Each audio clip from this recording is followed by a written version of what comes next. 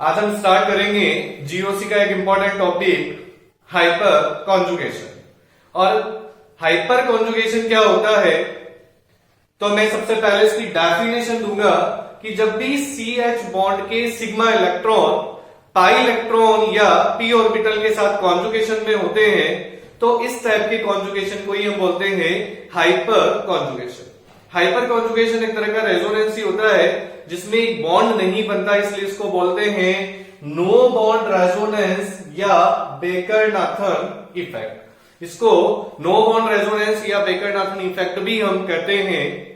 दूसरा, hyper conjugation की एक और डेफिनेशन होती है complete delocalisation of sigma electron is known as a hyperconjugation. अब आता है कि हाइपर कॉन्जुगेशन को हमने देखा, लेकिन हाइपर कॉन्जुगेशन मॉलिक्यूल में कब होगा, तो उसके लिए कंडीशंस होती है। 2 कंडीशंस हम लेते हैं, उन केस में ही हाइपर कॉन्जुगेशन होगा मॉलिक्यूल में। तो मैंने यहां पर दोनों कंडीशन लिखी हुई है।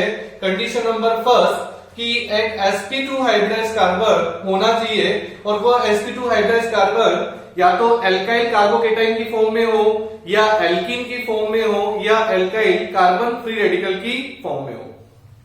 एल्कीन में डबल बॉन्डेड कार्बन का हाइब्रिडाइजेशन sp2 होता है, कार्बोकेटाइन का हाइब्रिडाइजेशन भी sp2 होता है, कार्बन फ्री रेडिकल का। तो इन फॉर्म में sp2 हाइब्रिडाइज्ड कार्बन होना चाहिए। दूसरा कंडीशन हमने ली जहां पर sp2 हाइब्रिडाइज्ड कार्बन से जुड़े कार्बन को हम अल्फा कार्बन बोलते हैं और अल्फा कार्बन पर अटैच्ड हाइड्रोजन को अल्फा हाइड्रोजन। तो एटलीस्ट 1 अल्फा हाइड्रोजन अगर कंपाउंड में है तो वह कंपाउंड हाइपर कॉन्जुगेशन शो करेगा। तो 2 कंडीशन है, कम से कम एक sp2 हाइब्रिडाइज्ड कार्बन होना चाहिए और sp2 हाइब्रिडाइज्ड कार्बन से अटैच्ड कार्बन पर कम से कम एक अल्फा हाइड्रोजन होनी चाहिए। तो उस केस में ही वह हाइपर कॉन्जुगेशन शो करेगा, अदरवाइज वह हाइपर कॉन्जुगेशन शो नहीं करेगा। जैसे मैंने यहाँ पर एग्जांपल से भी समझाता हूं, जैसे मैंने यहाँ पर लिया CH3 ये वाला मॉलिक्यूल, ये एल्कीन है, ये कार्बोकेटाइन है और ये कार्बन फ्री रेडिकल। जहां पर डबल बॉन्डेड कार्बन का हाइब्रिडाइजेशन sp2 है, जहां पर भी हाइब्रिडाइजेशन क्या है sp2 और यहां पर भी हाइब्रिडाइजेशन क्या होगा sp2। अब आता है डबल बॉन्डेड कार्बन से अटैच कार्बन, ये अल्फा कार्बन, इसे अटैच हाइड्रोजन, कौन सी हाइड्रोजन होगी अल्फा हाइड्रोजन। तो यहाँ पर 3 अल्फा हाइड्रोजन है तो ये भी हाइपर कॉन्जुगेशन शो करेगा। यहाँ पर पॉजिटिव चार्ज कार्बन से अटैच कार्बन, ये अल्फा कार्बन, इससे भी अटैच हाइड्रोजन अल्फा हाइड्रोजन, यहाँ पर भी अल्फा हाइड्रोजन है, ये भी हाइपर कॉन्जुगेशन शो करेगा। कार्बन फ्री रेडिकल से अटैच कार्बन, ये अल्फा कार्बन और इससे अटैच हाइड्रोजन अल्फा हाइड्रोजन। तो इन तीनों में sp2 कार्बन भी है और sp2 कार्बन से अटैच्ड कार्बन पर अल्फा हाइड्रोजन भी है, तो यह डेफिनेट हाइपर कॉन्जुगेशन शो करेगी। स्टार्ट करेंगे एल्कीन में हाइपर कॉन्जुगेशन। तो यहां पर मैंने एक एग्जांपल लिया जिसमें डबल बॉन्डेड कार्बन का हाइब्रिडेशन sp2 है और इससे जुड़े हुए कार्बन पर अल्फा हाइड्रोजन है। तो ये अल्फा हाइड्रोजन CH बॉन्ड के सिग्मा इलेक्ट्रॉन पाई इलेक्ट्रॉन के साथ कॉन्जुगेशन में, तो CH बॉन्ड के सिग्मा इलेक्ट्रॉन डबल में जाएंगे और डबल बॉन्ड आएगा नेगेटिव में। तो इस तरह से मेरे को एक हाइपर कॉन्जुगेटिव स्ट्रक्चर मिलेगी जिसमें C और H के बीच में कोई बॉन्ड नहीं होगा। इसको हम बोलते हैं नो बॉन्ड रेजोनेंस। तो अगर यहाँ पर 3 अल्फा हाइड्रोजन है तो 3 हाइपर कॉन्जुगेटिव स्ट्रक्चर बनेगी जिसमें कोई बॉन्ड नहीं होगा। तो इस तरह से हम बोल सकते हैं कि hyperconjugation is directly proportional to the number of alpha hydrogen के।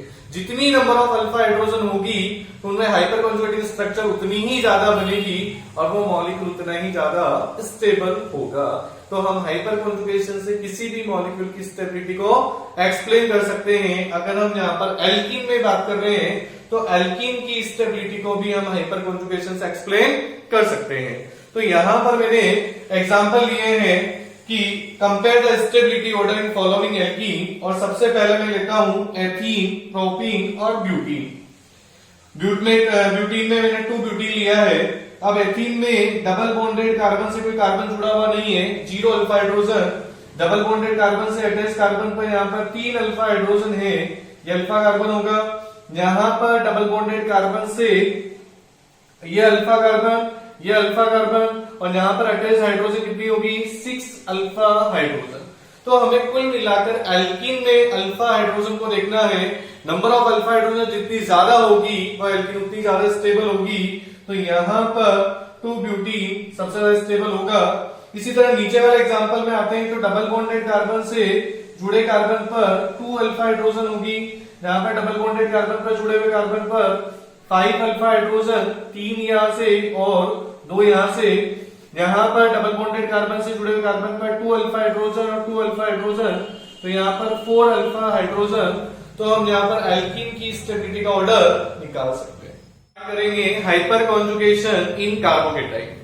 यहाँ पर मैंने एक एग्जांपल लिया है CH2 प्लस CH3। तो इसमें CH बॉन्ड के सिग्मा इलेक्ट्रॉन पॉजिटिव चार्ज के साथ कॉन्जुगेशन में है, तो यहाँ पर हाइपर कॉन्जुगेटिंग स्ट्रक्चर बनेगी ये वाली। इसी तरह से यहाँ पर नंबर ऑफ अल्फा हाइड्रोजन कितने हैं? 3, क्योंकि यहाँ पर CH बॉन्ड के सिग्मा इलेक्ट्रॉन डबल में जा रहे हैं और ये पॉजिटिव चार्ज इस हाइड्रोजन पर आता है। इसमें 3 अल्फा हाइड्रोजन है, तो इस तरह से ये तो मैंने पहली अल्फा हाइड्रोजन ली, इसी तरह से ये वाला अल्फा हाइड्रोजन लूंगा तो इस पर पॉजिटिव आएगा, ये लूंगा इस पर पॉजिटिव आएगा। इस तरह से 3 हाइपर कॉन्जुगेटिंग स्ट्रक्चर बनेगी और जितनी नंबर ऑफ अल्फा हाइड्रोजन होंगे उतनी ही हाइपर कॉन्जुगेटिंग स्ट्रक्चर बनेगी। तो हम बोल सकते हैं hyperconjugation is directly proportional to number of alpha hydrogen. और हम कार्बोकेटाइन में पढ़ रहे हैं, तो यहाँ पर कार्बोकेटाइन की स्टेबिलिटी हम हाइपर कॉन्जुगेशन से एक्सप्लेन कर सकते हैं। इसलिए मैं यहाँ पे बोलूंगा stability of carbocation directly proportional होगा नंबर ऑफ अल्फा हाइड्रोजन।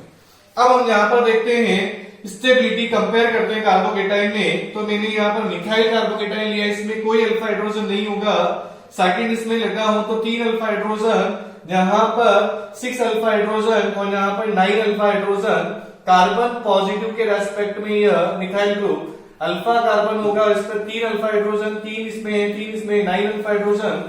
तो जितनी नंबर ऑफ अल्फा हाइड्रोजन होगी स्टेबिलिटी उतनी ज्यादा होगी। 3 डिग्री कार्बोकेटाइन सबसे ज्यादा स्टेबल, फिर 2 डिग्री, फिर 1 डिग्री। अब आता है यह चीज तो हम इंडक्टिव इफेक्ट से भी एक्सप्लेन कर सकते हैं, लेकिन हाइपर कॉन्जुगेशन में अगर 1 डिग्री और 1 डिग्री कार्बोकेटाइन आ जाए तो 1 डिग्री कार्बोकेटाइन में इसमें नंबर ऑफ अल्फा हाइड्रोजन होंगे 3, इसमें नंबर ऑफ अल्फा हाइड्रोजन होंगे 2 और इसमें नंबर ऑफ अल्फा हाइड्रोजन होंगे 1। तो सबसे ज्यादा स्टेबल कौन होगा? 1 डिग्री में फर्स्ट, फिर सेकंड, फिर थर्ड। इसी तरह से 2 डिग्री में अगर बात करें तो यहाँ पर 4 अल्फा हाइड्रोजन होगा, यहाँ पर यह 5 अल्फा हाइड्रोजन होगा, यहाँ पर यह 2 और यह 3। तो इस तरह से 4 और 5 में 5 नंबर ऑफ अल्फा हाइड्रोजन अगर होते हैं तो वह 2 डिग्री कार्बोकेटाइन ज्यादा स्टेबल होगा। इसी तरह से आते हैं 3 डिग्री कार्बोकेटाइन की अगर बात करते हैं तो यहाँ पर नंबर ऑफ अल्फा हाइड्रोजन 9 होगा, यहाँ पर number of alpha hydrogen CH2, ये अल्फा कार्बन, ये CH2 और ये CH2, number of alpha hydrogen यहाँ पर 6 होगा, तो यह वाला ज्यादा स्टेबल होगा। इस तरह से 3 डिग्री। यहाँ पर अगर रिंग में आ जाए तो रिंग में भी हम अल्फा हाइड्रोजन निकाल सकते हैं। ये 3 अल्फा हाइड्रोजन, यहाँ पर 2 और 2, तो यहाँ पर कितने हो गए? 7 अल्फा हाइड्रोजन। यहाँ पर अगर बात करें तो 2 अल्फा हाइड्रोजन, 2 अल्फा हाइड्रोजन और 2 अल्फा हाइड्रोजन, यह 6 अल्फा हाइड्रोजन। तो ज्यादा स्टेबल कौन होगा? यह। तो इस तरह से हम कार्बोकेटाइन की स्टेबिलिटी को एक्सप्लेन कर सकते हैं। हाइपर कॉन्जुगेशन इन कार्बेनाइन, और हमें पता है कार्बेनाइन में हाइपर कॉन्जुगेशन नहीं होता। क्यों नहीं होता? उसका रीजन ये है क्योंकि कार्बेनाइन में कार्बन का ऑक्टेट क्या होता है? कंप्लीट होता है, और कंप्लीट होने की वजह से वह CH बॉन्ड के सिग्मा इलेक्ट्रॉन को नहीं लेगा, और जब CH बॉन्ड के सिग्मा इलेक्ट्रॉन को नहीं लेगा तो उसमें हाइपर कॉन्जुगेशन भी नहीं होगा। इस तरह से, और अगर हाइपर कॉन्जुगेशन नहीं होगा तो कार्बेनाइन की स्टेबिलिटी को हम हाइपर कॉन्जुगेशन से एक्सप्लेन भी नहीं कर सकते। तो फिर कार्बेनाइन की स्टेबिलिटी को हम किससे एक्सप्लेन करते हैं? तो कार्बेनाइन की स्टेबिलिटी को हम इंडक्टिव इफेक्ट या रेजोनेंस।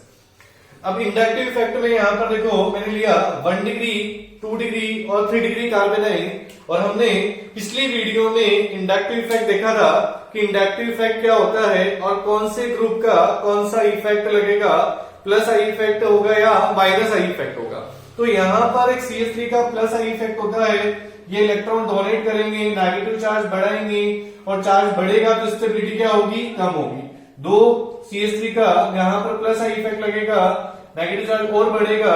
यहाँ पर 3 CH3 का प्लस इफेक्ट है, नेगेटिव चार्ज बढ़ेगा।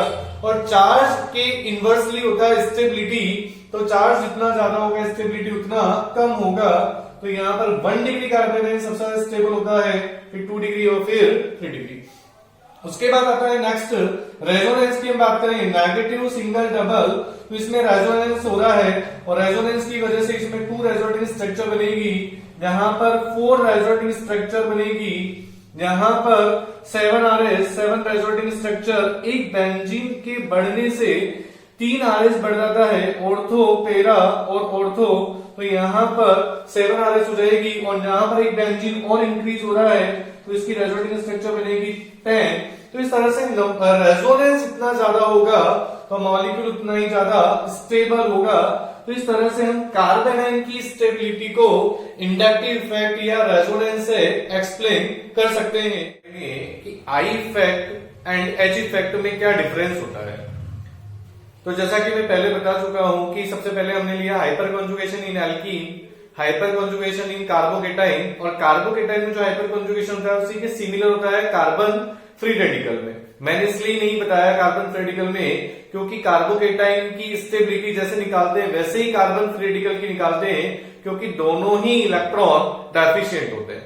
उसके बाद हमने लिया था हाइपर कॉन्जुगेशन इन कार्बेनाइन, और कार्बेनाइन में हाइपर कॉन्जुगेशन नहीं होता है, इसलिए कार्बेनाइन की स्टेबिलिटी को हम हाइपर कॉन्जुगेशन से एक्सप्लेन नहीं करते हैं। अब हम ले रहे हैं कि प्लस आई इफेक्ट और प्लस एच इफेक्ट में डिफरेंस क्या होता है। तो जैसे कि मैं आई इफेक्ट पिछली वीडियो में बता चुका हूं कि 3 डिग्री का सबसे ज्यादा होता है, तो 1 डिग्री, 2 डिग्री और 3 डिग्री। 3 डिग्री का प्लस आई इफेक्ट सबसे ज्यादा होगा। हाइड्रोजन, ड्यूटेरियम और ट्रिटियम में भी बता चुका हूं कि ट्रिटियम का ज्यादा होता है क्योंकि न्यूक्लियस से इसका साइज बड़ा होता है, तो न्यूक्लियस से इलेक्ट्रॉन्स का अट्रैक्शन क्या होगा, कम, डोनेट करने की टेंडेंसी ज्यादा होगी।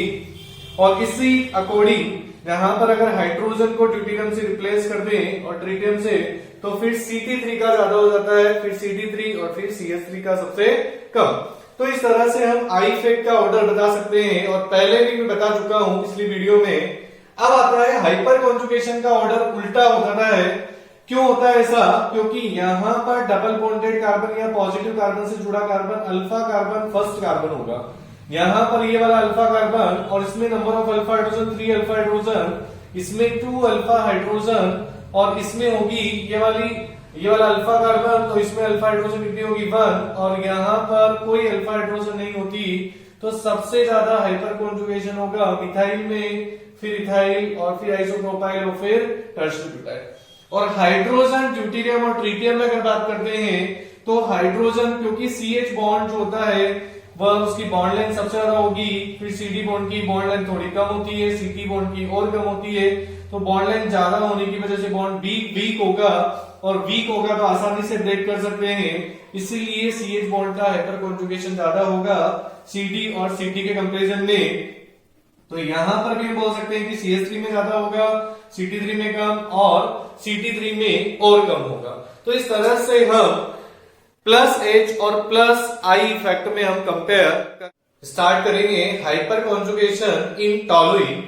और टॉलुइन में किस तरह से हाइपर कॉन्जुगेशन होता है, तो टॉलुइन में भी 3 अल्फा हाइड्रोजन होते हैं, और 3 अल्फा हाइड्रोजन में से अगर 1 अल्फा हाइड्रोजन अगर पार्टिसिपेट करता है CH बॉन्ड का सिग्मा इलेक्ट्रॉन, ये वाला बॉन्ड डबल में जाएगा, डबल बॉन्ड आएगा नेगेटिव में, तो यहां पर इस तरह से ये नो बॉन्ड रेजोनेटिंग स्ट्रक्चर बनेगी। फिर यहाँ पर नेगेटिव चार्ज रेजोनेंस करेगा बेंजीन में, नेगेटिव चार्ज डबल में डबल बॉन्ड नेगेटिव में, फिर नेगेटिव डबल में डबल बॉन्ड नेगेटिव में। तो इस तरह से 3 यहाँ पर हाइपर कॉन्जुगेटिंग स्ट्रक्चर बनती है जब एक अल्फा हाइड्रोजन पार्टिसिपेट करता है। तो अगर तीनों अगर अल्फा हाइड्रोजन पार्टिसिपेट करेंगे तो यहाँ पर 9 हाइपर कॉन्जुगेटिंग स्ट्रक्चर बनेगी। तो अब देखो हाइपर कॉन्जुगेटिंग स्ट्रक्चर से मैंने कॉमन स्ट्रक्चर बनाता हूं जिसको हम बोलते हैं हाइपर कॉन्जुगेटिंग हाइब्रिड, और इस हाइब्रिड में बेंजीन के रेस्पेक्ट, इस मिथाइल ग्रुप के रेस्पेक्ट में negative charge ortho para ortho position पर आता है, तो ऑर्थो पैरा ऑर्थो पोजीशन पर इलेक्ट्रॉन डेंसिटी इंक्रीज करता है। और कौन इंक्रीज करता है, तो ये पूरा का पूरा मिथाइल ग्रुप या एल्काइल ग्रुप इस बेंजीन को इलेक्ट्रॉन डेंसिटी देता है और बेंजीन को कहां पर इलेक्ट्रॉन डेंसिटी इंक्रीज करेगा, ऑर्थो पैरा ऑर्थो पर। और इसको हम किससे एक्सप्लेन करेंगे, हाइपर कॉन्जुगेशन से। देखो यहाँ पर नेगेटिव चार्ज आ रहा है, यहाँ पर नेगेटिव आ रहा है, यहाँ पर नेगेटिव आ रहा है, तो यह CH3 या एल्काइल ग्रुप बेंजीन पर ऑर्थो एंड पैरा पोजीशन पे इलेक्ट्रॉन डेंसिटी इंक्रीज करता है, इसीलिए इसको हम बोलते हैं ortho para directing group. And activating group भी क्यों एक्टिवेटिंग ग्रुप बोलते हैं, क्योंकि यह बेंजीन को इलेक्ट्रोफाइल के अटैक के लिए क्या करता है, एक्टिवेट करता है। इलेक्ट्रोफाइल का अटैक बेंजीन पर ज्यादा से ज्यादा हो, क्योंकि नॉर्मल बेंजीन और एक एल्काइलेटेड बेंजीन में एल्काइलेटेड बेंजीन पर इलेक्ट्रॉन डेंसिटी ज्यादा होगी, इसलिए इलेक्ट्रोफाइल का अटैक भी ज्यादा होगा, इसलिए इस ग्रुप को हम बोलते हैं एक्टिवेटिंग ग्रुप। और इसी के बेस पर हम यहाँ पर हाइपर कॉन्जुगेशन के कुछ पॉइंट्स लेते हैं, main points of hyper conjugation, जिसमें हम सबसे पहला पॉइंट लेंगे, हाइपर कॉन्जुगेशन एक परमानेंट इफेक्ट होता है, जो हमने इलेक्ट्रॉनिक डिस्प्लेसमेंट इफेक्ट में बताया था कि 2 टाइप के इफेक्ट होते हैं, जो मॉलिक्यूल में ऑटोमेटिक होता है बिना किसी एक्सटर्नल रिएजेंट के, वह परमानेंट इफेक्ट होता है। सेकंड आता है it is not depend on distance, और ये डिस्टेंस पर डिपेंड नहीं करता है, जितना नेगेटिव चार्ज ऑर्थो पर होगा उतना ही पैरा पर होता है। इस CH3 ग्रुप या एल्काइल ग्रुप जितना इलेक्ट्रॉन डेंसिटी ऑर्थो पर इंक्रीज करते हैं उतना ही पैरा पर, इसलिए यह डिस्टेंस पर डिपेंड नहीं करता। थर्ड आता है not operate at the Meta position, तो यह मेटा पोजीशन पर भी ऑपरेट नहीं होता, क्योंकि इसकी वजह से एल्काइल ग्रुप की वजह से ऑर्थो पैरा ऑर्थो पर चार्ज आता है, मेटा पोजीशन पर कोई चार्ज नहीं आता। और चौथा पॉइंट होता है alkyl group is ortho para directing and activating group होता है, जिसको हम एक्सप्लेन करते हैं हाइपर कॉन्जुगेशन से। कॉन्जुगेशन के बेस पर हम बेंजाइलिक कार्बोकेटाइन की स्टेबिलिटी को कंपेयर करेंगे, और बेंजाइलिक कार्बोकेटाइन पर अल्काइल ग्रुप लगे हुए हैं, जैसा कि हम देखते हैं यहाँ पर CH3 ग्रुप, CH2CH3 आइसोप्रोपाइल और टर्शियरी ब्यूटाइल। तो यह बेंजाइलिक कार्बोकेटाइन के रेस्पेक्ट में पैरा पोजीशन पर है, तो इसका कौन सा इफेक्ट लगेगा, हाइपर कॉन्जुगेशन। और सबसे ज्यादा हाइपर कॉन्जुगेशन किसका होगा, जिसमें नंबर ऑफ अल्फा हाइड्रोजन ज्यादा होगी, तो यहाँ पर 3 अल्फा हाइड्रोजन, फिर 2 अल्फा हाइड्रोजन, 1 अल्फा हाइड्रोजन और 0 अल्फा हाइड्रोजन, तो इसकी स्टेबिलिटी सबसे ज्यादा होगी, क्योंकि यह सबसे ज्यादा इलेक्ट्रॉन डोनेट करेगा, पॉजिटिव चार्ज को कम करेगा। और हमने एक चीज यहाँ पे मैं पहले बता देता हूँ कि चार्ज इनवर्सली होता है स्टेबिलिटी के, चार्ज जितना ज्यादा होगा स्टेबिलिटी उतनी कम होगी। तो यहाँ पर अब आता है सेकंड एग्जांपल में, जैसे फर्स्ट एग्जांपल में तो यह कार्बोकेटाइन के रेस्पेक्ट में पैरा पोजीशन पर है, तो यहाँ पर हाइपर कॉन्जुगेशन लगेगा, लेकिन सेकंड पोजीशन पर कार्बोकेटाइन के रेस्पेक्ट में ये मेटा पोजीशन पर है, और हमने बताया था कि मेटा पोजीशन पर हाइपर कॉन्जुगेशन नहीं लगता, तो यहाँ पर CH3 का कौन सा इफेक्ट लगेगा, फिर आई इफेक्ट लगेगा, यहाँ पर भी आई इफेक्ट लगेगा, और यहाँ पर भी आई इफेक्ट लगेगा। अगर टर्शियरी ब्यूटाइल लेते तो उसका भी आई इफेक्ट होता। तो सबसे ज्यादा आई इफेक्ट जिसका होगा इसकी स्टेबिलिटी ज्यादा होगी, तो यहाँ पर ये बोल सकते हैं। उसके बाद आता है थर्ड, तो मैंने CH3, CD3 और CD3 में तुम्हें कंपेयर करके बताया था किसका हाइपर कॉन्जुगेशन ज्यादा होता है, तो यहाँ पर CH3 का हाइपर कॉन्जुगेशन ज्यादा होगा, तो यहाँ पर ये वाला कार्बोकेटाइन ज्यादा स्टेबल होगा, फिर ये कम और कम, क्योंकि यह बेंजाइलिक कार्बोकेटाइन के रेस्पेक्ट में पैरा पोजीशन पर है, तो यहाँ पर हाइपर कॉन्जुगेशन लगेगा। अगर यही एग्जांपल में हम मेटा पोजीशन पर करते हैं तो मेटा पोजीशन पर हाइपर कॉन्जुगेशन नहीं लगता, तो यहाँ पर कौन सा इफेक्ट लगेगा, फिर आई इफेक्ट, और आई इफेक्ट के बेसिस पर स्टेबिलिटी का ऑर्डर क्या हो जाएगा, अपोजिट।